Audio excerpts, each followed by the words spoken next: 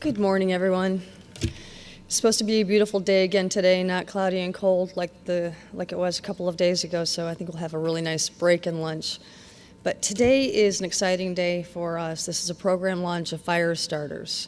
And I'm sure that most of you heard on Monday night how we described what our program launch of FiReStarters is about, but if you did not, Mark and I have decided that this is the year, this is our 5th year, we wanted to inject something really exciting into the program. And with our membership, we have some really smart investors, whether they're VCs, investment management companies, or private investors. There's a wealth of knowledge out there that we really wanted to tap into so we could show you what they know. So we've invited these people to nominate businesses that are either startup technologies or businesses with startup technologies to nominate businesses to us, and we just said that we would choose 10 of these to show the world who we think are 10 top businesses that can change the world in a positive way. And so we're very pleased to announce the FiReStarter program of 2007. This morning we'll be breaking the FiReStarters into 2 segments. FiReStarters I, which 5 people will talk about their businesses for 5 minutes, and FiReStarters II this afternoon, same thing. We have an exhibition this afternoon on the back of the wall with the FiReStarters, and it's a FiReStarter Day, and it's a really exciting new day for us here. So to start off with, FiReStarters in the segment 1, Altairnano, Amnestix, Hawaii NanoSciences, iCAD, and Molecular Profiling Institute. Please welcome the FiReStarters.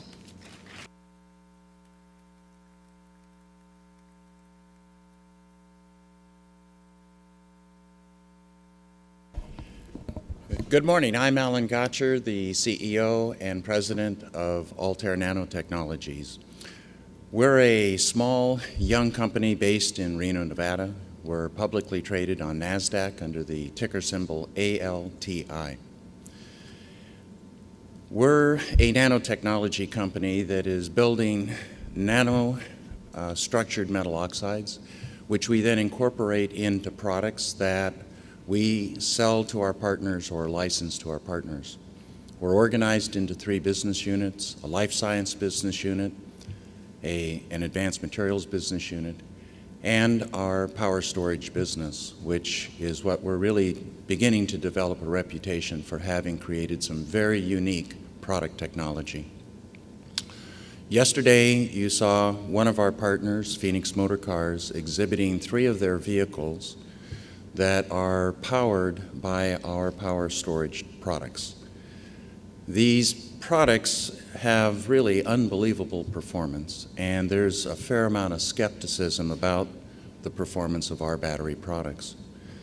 However, it's undeniable when they work in the snows in the high Sierras, the deserts of Arizona, accelerate to over 100 miles an hour with a range of 135 miles and a cycle of more than 25,000 cycles, that the battery technology is really quite different than any rechargeable battery technology that we've seen.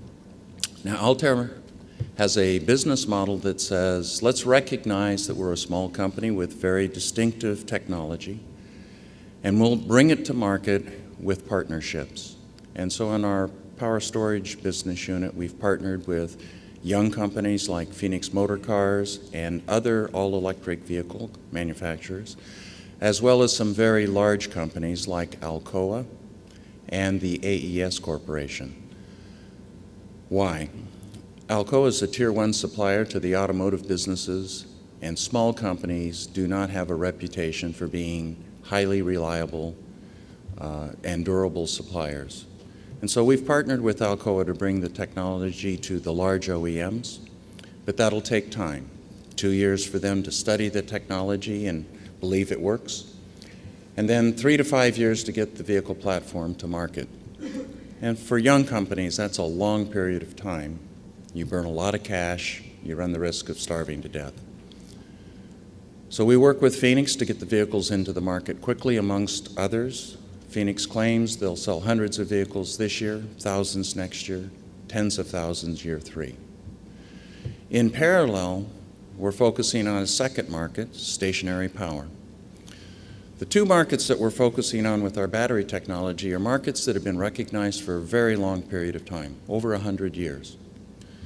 In the transportation market, battery technology has been the limiting force for electric cars for over 100 years. In stationary power, you have an electrical grid where companies generate power or distribute power, but we have no capability to store electrical power economically for any period of time.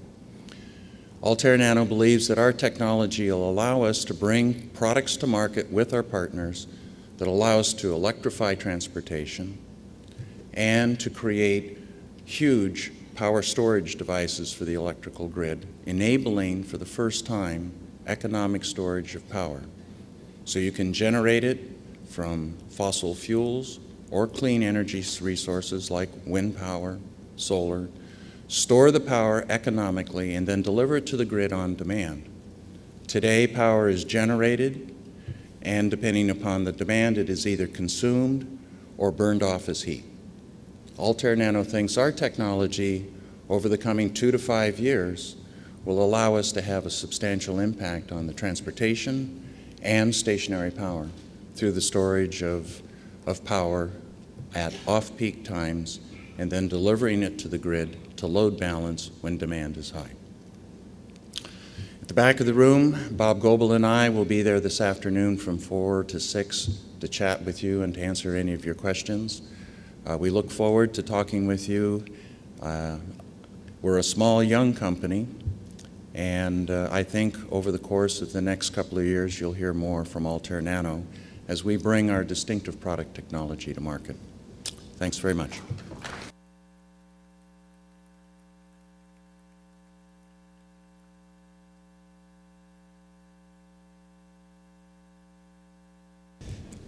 It's a pleasure being here. I'm Karoly, Nikolich. I'm CEO of Amnestics. Amnestics is a young company also. We are still privately held, and the company is being created to improve memories. And when I say memories, I mean human memories, not computer memories. Even though the work that laid the foundation of the company has involved a lot of computation power. The company emerges from the Translational Genomics Research Institute at Phoenix, Arizona. And in fact, the founding scientist, Dietrich Stephan, is here today and will be entertaining your questions this afternoon. How did we create the company, and how did we get here, and what's the promise? Why are we here at a conference like this? As you heard in Craig Venter's very remarkable presentation, the human genome map, the blueprint of all of our genes, has really led to a new era in biology, in pharmaceutical drug discovery and development. Also, technologies that in fact emerged from the computation industry, from chip making, have allowed the creation of very high density DNA chips, which allow now an unprecedented analysis of complex genetic backgrounds and genomic information. And this is exactly what Dietrich Stephan and his colleagues at the Translational Genomics Research Institute have done. They started tackling very complex human conditions as well as diseases. They subjected about 1,000 people to memory tests and then compared the best performers and the poorest performers genetically, almost a complete genetic makeup. They found a couple of genes of which one stood out with a p-value of less than 10 to the minus 10 in a particular mutation, suggesting that this gene is a fundamental memory gene. And in fact, Dietrich has handed out an article that was published in the Wall Street Journal last fall, an interview with him describing the discovery. We got lucky. We actually found that there are actual drugs, there are drugs that are currently in the clinical pipeline for other conditions that in fact modulate the activity of this gene. The gene is called KEBRA, and just to entertain you for a moment, the original name when the gene was identified, discovered, came from the fact that it's expressed in the kidney and the brain. So KEBRA is simply a location designation. with painstaking work by Dietrich and his colleagues, they discovered that indeed Kebra is probably one of the critical genes. Its protein product is in neurons, in the brain, in the centers involved in memory formation. And the activity of this protein is vital for forming memories. They even tested humans who had the mutation for poor memory and the mutation for good memory. And fascinatingly, they found that those people who carry the mutation for the poorer memory, they can perform certain tasks while lying in the MRI magnet, but they need much more energy to perform the same kinds of tasks. They need to sweat it much more to achieve the same kind of recollections. Based on this, we are now proceeding with building the company, and we are not stopping at this one gene. Actually, Dietrich and his colleagues have also been analyzing Alzheimer's disease, also other conditions that involve memory deficits. And based on their discoveries, we are now pasting together a new view, a new mechanistic perspective of how memories are formed. And we aim to build a company that will help restore memories while we can remember. I was very pleased, actually, to hear that we are among, so far, a small group of companies that are dealing with healthcare and restoring, helping human health. I was very pleased to hear yesterday in the various discussions, Eric Dishman and Mark Bernstein, and even in the evening visit to Larry Smarr's lab, it was fascinating to see how high-tech is being applied to human diseases and human conditions. So I welcome you to stop by this afternoon and will entertain your questions. Thank you very much.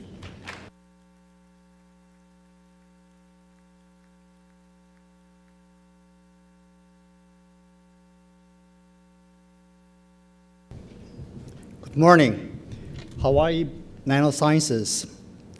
Well, just imagine palm trees swaying, waves crashing onto the white sand beaches. What a great place for inspiration. Hawaii NanoSciences was formed 5 months ago to develop and apply nanotechnology for mature industries. These industries are massive, stodgy, can even be considered Rust Belt. Hawaii NanoSciences is really a composite of 3 companies. The first company focusing on paper, innovations in paper. The second on fossil fuel-based energy. And the third on home care products. Paper is a massive industry, over $250 billion a year at the manufacturer level, but it's a very wasteful process to make paper.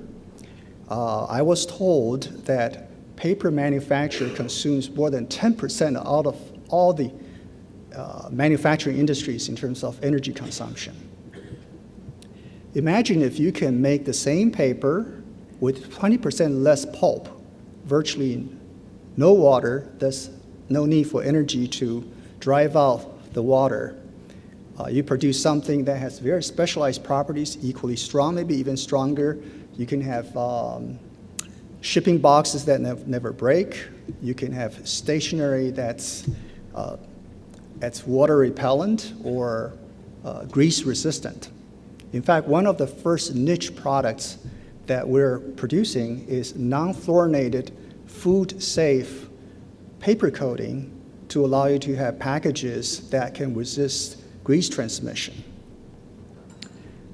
I want to now move on to the energy vertical within Hawaii NanoSciences. In energy, our theme again is to use naturally derived material, it's evergreen product, to help clean up and make the energy harvesting process much more efficient. We decided to focus on 3 areas. The first area is cuttings cleanup. In offshore drilling, the mud you dig up is called cuttings. It's oil-laden. It needs to be barged onshore and tossed as a toxic landfill. If you can, at the site of the production, produce a magic extractant that can separate out the oil from the sand. The sand can be then dumped back into the ocean safely. The economic benefit is enormous. We have discovered that our smart surfactant or smart extractant can also be used to separate out tar from tar sand. Well, that's a huge economic benefit if you can actually go to a friendly country and enjoy the production of a stable source in terms of tar extraction. The third area, we're also using our nanotechnology for helping to clean up biodiesel effluent streams. I now want to go to the third vertical, which is our home care products. Again, following the non-fluorinated theme, we have discovered that we can have a biopolymer that can impart water and stain, oil-based as well as water-based stain repellency just by doing home laundering. Some of you might have seen commercials from factory manufactured garments that can be stain repellent. If you endow the consumers just in home laundering with the same capability, you can transform at least one of the products in your kitchen pantry. But if you further imagine that consumers can take out a very advanced furniture polish that upon polishing, the furniture will never be dirtied again. Imagine windows that after washing windows, you don't have to do it again for another year. This will be tremendous for skyscrapers. How do we do the magic? We have a team of scientists located in Cambridge, Massachusetts. So as an inducement, once they have an accomplishment, they go to Hawaii to transfer the technology, and and to go to board meetings as well. Hawaii is a great place for accessing the Asian market. Massachusetts is a great place for addressing North America as well as the European partners. We have formed multiple JDAs, joint development agreements with major corporations. It's really a very exciting place to work. Even though it's only 5 months old, we have already had more than a dozen patents allocated to the 3 different verticals. I also want to say that the science of nanotechnology is best pursued by taking naturally occurring macromolecules, modifying them a tiny bit, and so these molecules can self-assemble at interfaces. Interface is where all the action is, and self-assembly is the key. I still have time? No, thank you.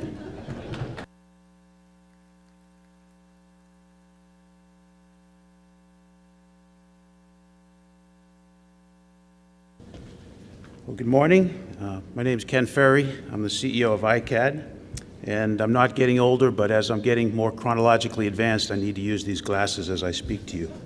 I'm going to try to make 7 points in 5 minutes in this elevator pitch presentation about iCAD. What we do is we find more cancers earlier. Why is that? It's extremely important that we attack finding cancers earlier.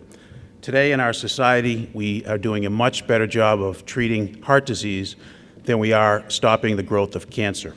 In 2006, there were approximately 1.5 million new cases of cancer in this country, and basically about 550,000 deaths.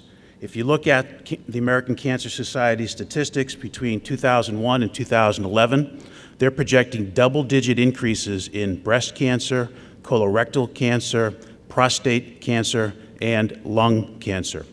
Now, some cancers obviously have a genetic predisposition in our body, and others are lifestyle influenced, but clearly this is a very alarming statistic. One of the things that helps tremendously is screening protocols.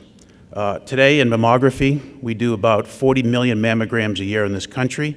About 70% of the women comply at age 40 or at their physician's direction and get an annual mammogram, which really helps us to find cancers earlier, and that's the business we're in today. At the same time, we've got a screening protocol for colorectal cancer. Men and women at age 50 should be getting a colonoscopy.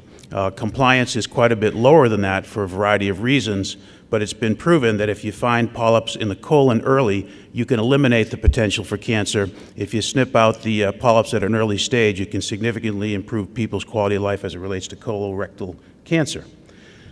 With all of that said, we need more screening protocols. One example of where we need that is in the area of lung screening, prostate screening, other areas where there's not quite the cut and dry protocol. As an example, with lung, we've got somewhere in the range of 60 million either former or current smokers in this country.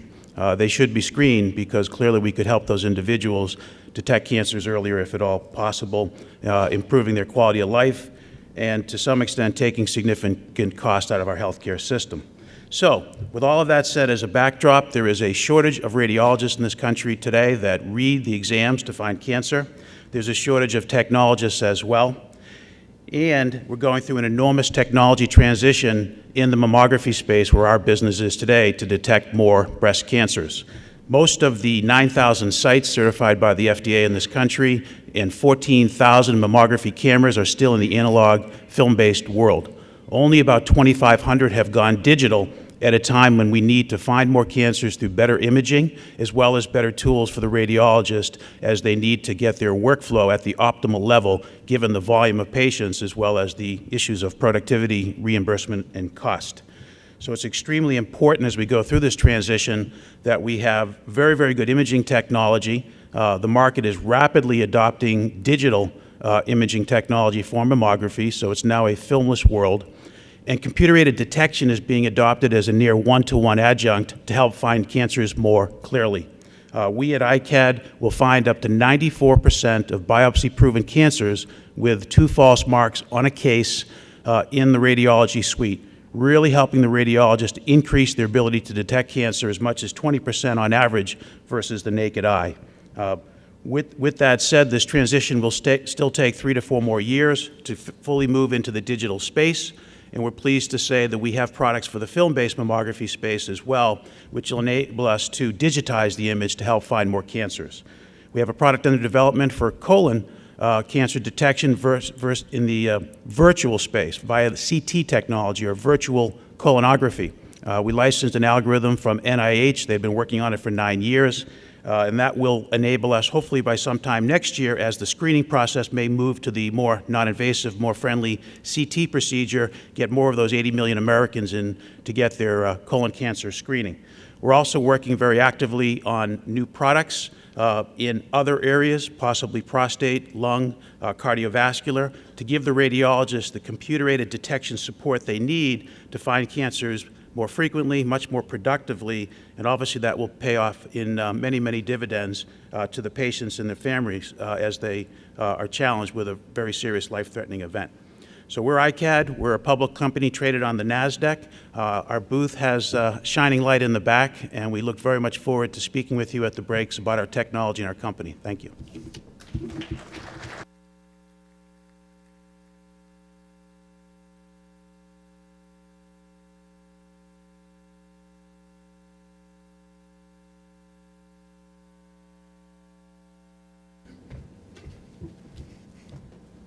Good morning. My name is Brian Wright. I'm actually the Director of Marketing for the Molecular Profiling Institute.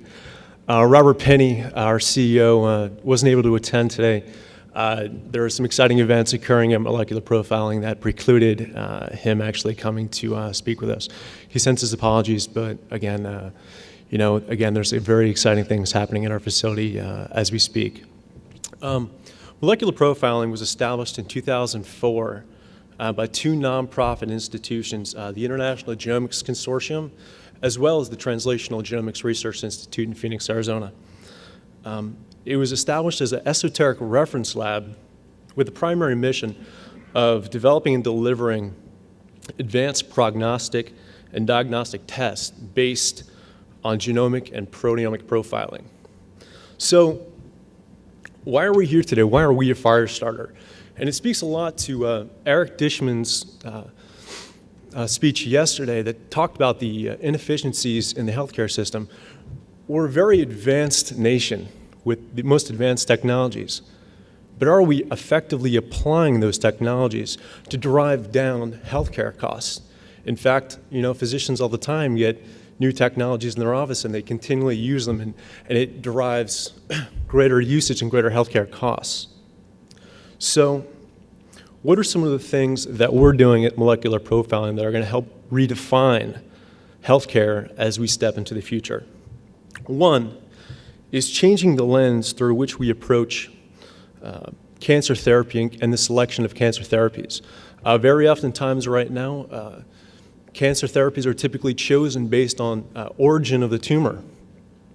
With the advancements of microarray technology as well as immunohistochemistry techniques, we're currently offering a service called Target Now. You may have seen it in the literature actually passed out this morning, which looks at the genomic and proteomic profile of the tumor to actually provide a targeted treatment strategy based on the upregulation and downregulation of the tumor's composition. We found it's been very exciting. We found some tremendous wins for patients, late-stage cancer patients that have actually been treated with 2 or more standard cancer therapies and have failed on them. They come in, we do a rigorous analysis of their tumor, and have found that through the application of our technology that very oftentimes these tumors just melt away. Second is currently the way that preventative cardiology is being practiced in the market. We actually have a number of strategic relationships, one including Agilent Technologies, that have offered us a new lipid subclassing technique. I don't know how familiar you are with lipid tests. I think there's 125 million that are done across the country on an annual basis. But a lot of times these lipid analyses don't get at the heart of really what's going on with a patient. Approximately 50% of the patients out there have events that aren't attributed to any standard markers that are analyzed in a lipid environment. But through a more detailed analysis of someone's cholesterols and lipid, again with the application of the Agilent technologies, we're able to redefine the way we approach prevention. And in fact, we've had a number of advisors come on board, including H. Robert Saperco out of Berkeley, Arthur Agatston, the South Beach Diet. They're actually taking our preventive cardiology system, the Cardio Evaluator program, and are going to make that the standard of care as they approach and set up centers of excellence across the country. As a first phase, obviously, we're just going to be looking at subclass testing and advanced marker testing, including Lp(a), hsCRP, and such. But as we move forward, we're going to be incorporating the core competencies of the Molecular Profiling Institute and developing advanced lipid genomic strategies, statin chips, to define which statin therapy you should be on. Should you take more or less of a statin? Should you be on Zocor or Lipitor? And again, this is very exciting for us as we march forward. The third, and sort of important for me, is I'm actually from the pharmaceutical clinical trials world, is our Tissue Banking Analysis Center, which is a joint venture between US Oncology and Molecular Profiling. And what we're going to be doing is helping reduce the cost of clinical trials through the genetic profiling of patients as they come in, to selectively screen in or screen out the patients that should be on clinical trials for these various therapies that are going through US Oncology, which has actually been significantly involved in 24 of the last 29 FDA-approved medications for oncology. So I'll be around if you would like to talk to me. Thank you again for your time.